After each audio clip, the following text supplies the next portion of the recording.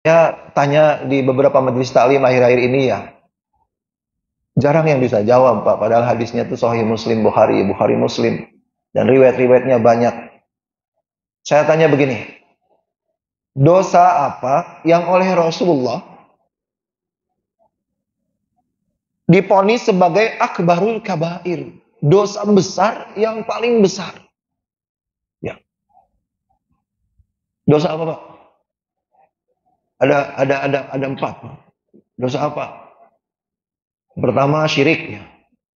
Kedua membunuh. Ketiga durhaka sama orang tua. Yang keempatnya, Pak, dosa besar yang disebutkan gini, dosa itu ada shaghair, ada dosa-dosa kecil, ada kabair, ada dosa-dosa besar. Di antara sekian banyak dosa besar, ada yang levelnya itu akbarul kabair, dosa besar yang paling besar.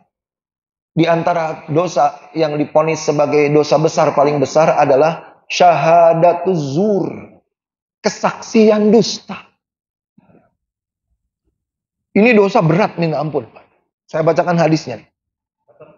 Ya, Sahih Bukhari 6919. Kata Rasulullah, akbarul kabair, dosa besar yang paling besar adalah al-isyraku billah, syirik kepada Allah.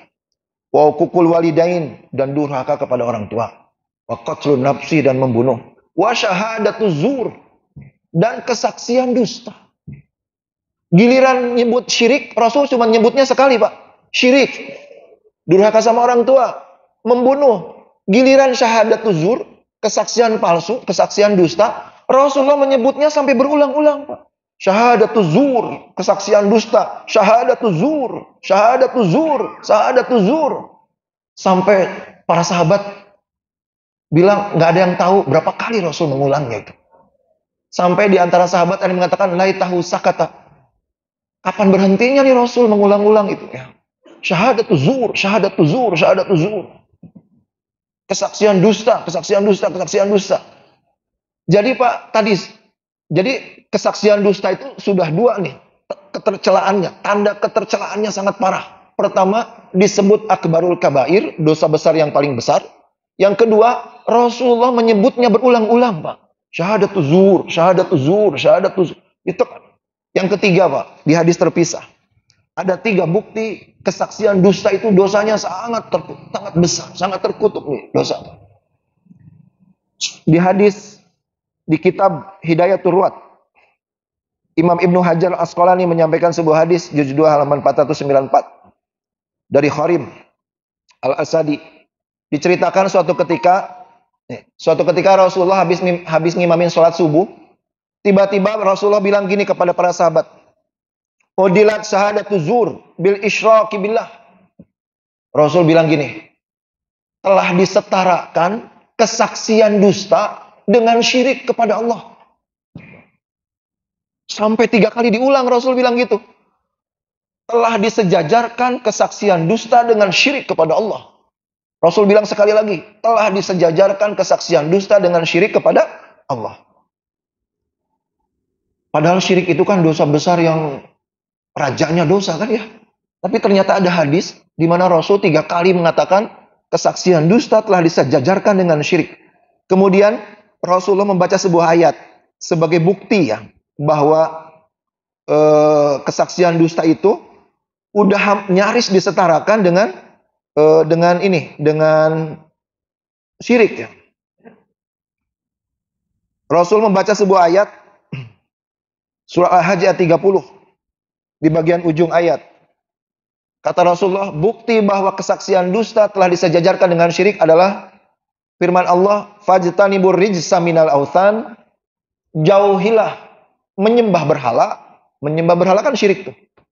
Wajtanibu qaulaz zur, ya.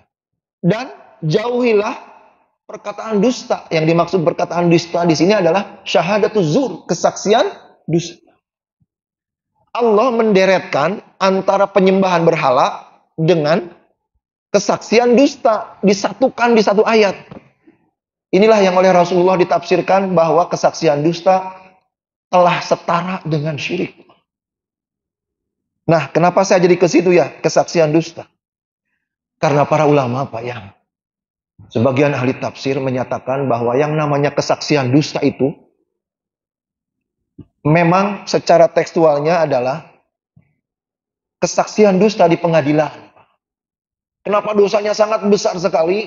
Karena gara-gara kesaksian dusta di pengadilan, orang-orang baik-baik menjadi masuk penjara, orang-orang jahat menjadi bebas.